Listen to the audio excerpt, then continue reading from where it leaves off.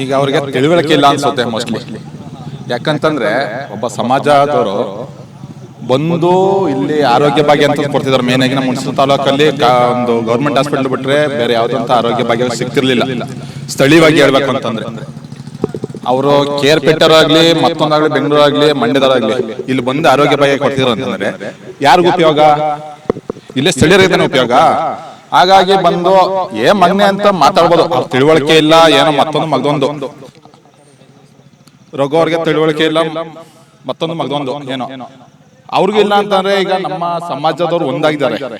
ಏನಂತಂದ್ರೆ ಮಗನೆ ಊರಲ್ಲೆಲ್ಲ ಓಡಾಡ್ತಿಲ್ಲ, ಅವ್ರ ಮಕ್ಳೇನಾ? ಇಲ್ಲ ತಾನೆ. ಅವ್ರಿಗಿರೋ 2 ಮಕ್ಳು, 1 ಮಕ್ಳು, 3 ಮಕ್ಳು ನಮ್ಗೆ ಗೊತ್ತಿಲ್ಲ. ಅದು ಒಬ್ಬ ಸಮಾಜ ನಾಯಕ ಬಂದು ಏನೋ ಸ್ಟ್ಯಾಚು ಅನಾವರಣ ಮಾಡ್ಬೇಕಂತ ಬಂದ್ರು. ಯಾರು? ಡಾಕ್ಟರ್ ಲೋಹಿತ್ ಅಣ್ಣ ಅವರು ಬಂದು ಸಮಾಜದ ಹಿರಿಮೆ ಯಾರೋ ಸಂಗೊಳ್ಳಿ ರಾಯಣ್ಣ ಅವರು ಬಂದ್ಬಿಟ್ಟು ಅವ್ರೇನೋ ಅವ್ರ ಮನೆಗೆ ಮಾಡ್ಕೊಂಡಿಲ್ಲ, ನನ್ನ ಮನೆಗೆ ಮಾಡಿಲ್ಲ, ಇಡೀ ದೇಶಕ್ಕಾಗಿ ಆ ಬ್ರಿಟಿಷರು ಬಂದು ದೇಶನ ಆಳ್ತಿದ್ರು. 200-300 ವರ್ಷಗಳ ಕಾಲ ಆಳೋರೆ. ಆಳ್ದಾಗ ಅಂತ ಅವ್ರನ್ನ ಇವರು ಏನಿದ್ದಾರೆ ಇವಾಗ ಏನು ಮಾತಾಡ್ತಾರೆ ರಘು ಅವ್ರು ಏನು ಹೋಗಿ ಓಡಿಸಿದ್ರ ಅವ್ರ ಏರಿಯಾದಲ್ಲಿ ಅವ್ರ ಸ್ಟ್ಯಾಚು ನೀಡಕ್ಕೆ ಏನಿಲ್ಲ ತಾನೆ.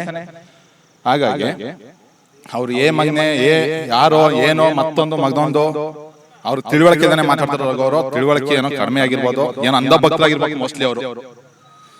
ಅವ್ರಿಗೆ ತಿಳುವಳಿಕೆ ಏನಿಲ್ಲ, ಅಂಧಭಕ್ತ ಆಗವ್ರೆ ಮೋಸ್ಟ್ಲಿ. ಈಗ ಏನಂತಂದ್ರೆ ನನ್ನ ಮನೆ ಅಂತಂದ್ರೆ ನನ್ನ ಮನೆ ಅಷ್ಟೇ ಉದ್ಧಾರ ಮಾಡ್ಕೊಳೋ ಪ್ರಯೋಜನ ಇಲ್ಲ. ಹೊರಗಡೆ ಪ್ರಪಂಚನ ನೋಡ್ಬೇಕು. ಯಾರಿದ್ದಾರೆ? ಇವ್ರಿದ್ದಾರೆ. ಇವ್ರು ನಮ್ಮವರೇ ಸ್ವಾಮಿ, ಬೇರೆಯವರಲ್ಲ. ಇವ್ರು ಯಾರು? ಹೊರಗವ್ರು. ಇವ್ರು ನಮ್ಮವರೇ.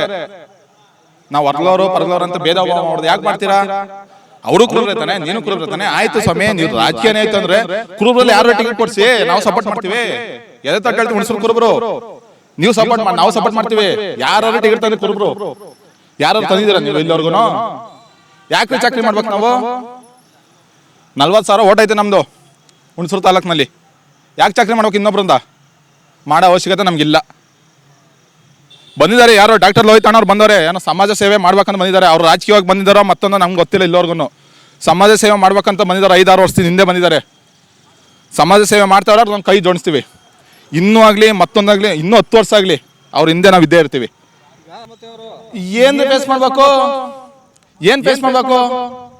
ಅಂತದ್ ಏನೈತಿ ನಿಮ್ಮ ವಾರ್ಡಲ್ಲಿ? ಹಂಗಾರೆ ನಿಮ್ಮ ವಾರ್ಡಲ್ಲಿ ಯಾರು ಕುರುಬ್ರೇ ಇಲ್ವಾ? ನೀವು ಒಬ್ರೇನ ಕುರುಬ್ರು? ಹೇಳಿ, ನೀವು ಒಬ್ರೇನ ಕುರುಬ್ರು?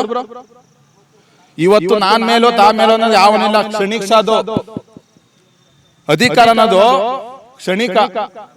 ಯಾರಪ್ಪ ಮನೆ ಸೊತ್ತು ಅಲ್ಲ ಅದು. ಇವತ್ತು ನೀನ್ ಆಳ್ತಿದ್ದೆ, ನಾಳೆ ನಾನು ಆಳ್ತೀನಿ. ನಿನ್ನೆ ಏರಿಯಾಕ್ಕೆ ಬಂದು ನಿನ್ನ ವಾರ್ಡಿಗೆ ಬಂದು ನಾನು ಆಳ್ತೀನಿ. ಮುಂದಿನ ದಿನಗಳು ಏನಾಗುತ್ತೆ ಯಾರಿಗೆ ಗೊತ್ತು? ಮುಂದಿನ ದಿನಗಳು ನಾನೇ ಆಳ್ಬೋದು, ಯಾರು ಆಳ್ಬೋದು. ಇದು ಸರ್ವಧರ್ಮ ಸ್ವತಂತ್ರ ಭಾರತ. ಇದು ಯಾರು ಬೇಕಾದ್ರೂ ಅಕ್ಷಾಂಶ ಆಗ್ಬೋದು, ಯಾರು ಬೇಕಾದ್ರೂ ಗೆದ್ದು ಆಳ್ವಿಕೆ ಮಾಡುವಂಥದ್ದು. ರಾಜತಾಂತ್ರಿಕ ಏನಿಲ್ಲ ಇಲ್ಲಿ. ನಮ್ಮ ಭಾರತ ಅದು ರಾಜತಾಂತ್ರಿಕ ಏನಿಲ್ಲ. ಆ ಕಾಲದಲ್ಲೇ ಸಂವಿಧಾನದಲ್ಲಿ ತಿದ್ದುಪಡಿ ಆಗ್ಬಿಡೈತೆ. ಅದು ಸರ್ವಧರ್ಮ ಸಮಾನವಾಗಿ ನೋಡು, ಯಾರು ಬೇಕಾದ್ರೂ ಆಳ್ವಿಕೆ ಮಾಡ್ಬೋದು ಅಂತ. ಏನ್ ನನ್ನ ವಾರ್ಡ್ ಏನ್ ನಿನ್ ವಾರ್ಡು? ಏನು ವಾರ್ಡಿಲ್ಲ ಕಣ್ರಿ. ಎಲ್ಲಾರ್ಗು ಯಾರು ಬೇಕಾದ್ರೂ ಸ್ಪರ್ಧೆ ಮಾಡ್ಬೋದು. ಒಬ್ಬ 18 ವರ್ಷ ಪಟ್ಟಂತ ವ್ಯಕ್ತಿ ಯಾರು ಬೇಕಾದ್ರೂ ಸ್ಪರ್ಧೆ ಮಾಡ್ಬೋದು. ಅವ್ನ ಮೈನರ್ ಕಮ್ಯುನಿಟಿ ಆಗ್ಲಿ, ಹೈಯರ್ ಕಮ್ಯುನಿಟಿ ಆಗ್ಲಿ, ಅದ್ರಲ್ಲಿ ಯಾವ್ದೇ ಭೇದ ಭಾವ ಮಾಡಕ್ ಹೋಗ್ಬಾರ್ದು. ನನ್ನ ವಾರ್ಡ್ ಏನಂತ ವಾರ್ಡಲ್ಲಿ ಏನೈತೆ? ಏನ್ ಮಾಡಿ ನಿಮ್ ವಾರ್ಡ್ ಏನ್ ಮಾಡಿದೀರಾ ಅದನ್ನ ತೋರ್ಸಪ್ಪ. ಆಯ್ತು, ನಿಮ್ಮ ವಾರ್ಡಲ್ಲೇ ತಾನೇ ನಮ್ ಸಂಗೊಳ್ಳಿ ರಾಯಣ್ಣ ಪ್ರತಿಮೆ ನಿಲ್ಸಿರೋದು. ಅನಾವರಣ ಮಾಡಿಸಿ ನಾವು ಸಪೋರ್ಟ್ ಮಾಡ್ತೀವಿ. ನಮ್ಮ ಹುಣಸೂರು ತಾಲೂಕು ಕುರುಬ್ರು ಸಪೋರ್ಟ್ ಮಾಡ್ತೀವಿ. ನಮ್ ಕೈಯಿಂದ ಫಂಡ್ ಹಾಕೊಂಡು ಸಪೋರ್ಟ್ ಮಾಡ್ತೀವಿ ನಾವು. ಸರ್, ವೈಯಕ್ತಿಕವಾಗಿ ಬಿಟ್ಟಿದ್ದಾರೋ ಆ ವ್ಯಕ್ತಿಗೆ, ರಾಘವನ ವ್ಯಕ್ತಿಗೆ ತಿಳುವಳಿಕೆಗೆ ಇದ್ರೆ ಮಾತಾಡ್ತಿರ್ಲಿಲ್ಲ. ಅವ್ರ ವೈಯಕ್ತಿಕ ತಿಳುವಳಿಕೆ ಇದ್ದಿದ್ರೆ ಮಾತಾಡ್ತಿರ್ಲಿಲ್ಲ ಅವರು. ಯಾರು ಚೂ ಬಿಡಿ ಸರ್. ಸಮಾಜದ ಏನಕ್ಕೆ ಸರ್ ಅದು? ಸಮಾಜದ ಏನಕ್ಕೆ ಸರ್ ಅದು?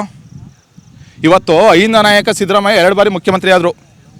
ಯಾರು ಮುಖ್ಯಮಂತ್ರಿ ಆದ್ರು ಅಂತಾರೆ?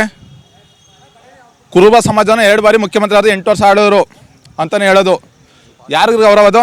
ನಮ್ಮ ಕುರುಬ ಸಮಾಜಕ್ಕೆ ತಾನೇ ಗೌರವ. ಅದು ಕುರುಬ ಸಮಾಜಕ್ಕೆ ತಾನೇ ಗೌರವ. ಹೌದು, ಪ್ರತಿಯೊಬ್ಬನು ಹೆಮ್ಮೆ. ಯಾವ ಮುಂದೆ ಸಮಾಜ ಸೇವೆ ಮಾಡ್ತಾ ಬರ್ತಾರೆ ಅವರು ಹೆಮ್ಮೆನೆ. ಈಗ ನೀವೇ ಬನ್ನಿ, ನೀವು ಹೆಮ್ಮೆನೆ. ನಾವು ಜಾತಿ ಅಂತ ನೋಡಕ್ ಹೋಗಲ್ಲ. ಯಾರೇ ಸಮಾಜ ಸೇವೆ ಕಳಕಳಿ ಯಾರೇ ಇತ್ತು ಬನ್ನಿ, ಅವ್ರಿಗೆ ಆಮೇಲೆ ಸದಾ ಕಾಲ ಇರ್ತೀವಿ. ಏನೇ ಅವ್ರು ಅಪ್ಪಟವಾಗಿ ಅವ್ರು ಏನೇ ಮಾಡಲಿ ಸಮಾಜ ಸೇವೆಗಳಲ್ಲಿ ಪಾಲ್ಗೊಳ್ಳೋದು ಅಂತ 100% ಖಚಿತ. ಹೌದು, ಖಂಡಿತ ಕ್ಷಮೆ ಕೇಳಲೇಬೇಕು. ಯಾಕೆ ಕೇಳಲ್ಲ? ಅವ್ರೇನು ಬಿಟ್ಟು ಬಿದ್ದಿಲ್ಲ ಸ್ವಾಮಿ. ಅವರು ಅವ್ರಿಗೆ ಆದಂತ ಗೌರವ ಇದೆ, ಅವ್ರಿಗೆ ಆದಂತ ಪ್ರೆಸ್ಟೀಜ್ ಇದೆ. ಲೋ ಪಾಲೋ ಭಾಗ ಅಂತ ಈಗ ಲೋ ಹೋಗೋ ಬಾರೋ ಅನ್ನಕ್ಕೆ ಹೇಳಿಡ್ಬೋದು. ಯಾರನ್ನೋ ಅವಿವೇಕ ಹೇಳ್ತಾರೆ ಅಂದ್ರೆ ಎಲ್ಲರೂ ಹೇಳಕ್ಕಾಗಲ್ಲ.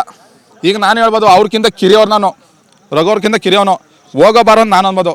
ನಾನು ತಿಳಿವಳ್ಕೋಸ್ತ ಐ ಆಮ್ ಎಜುಕೇಟೆಡ್.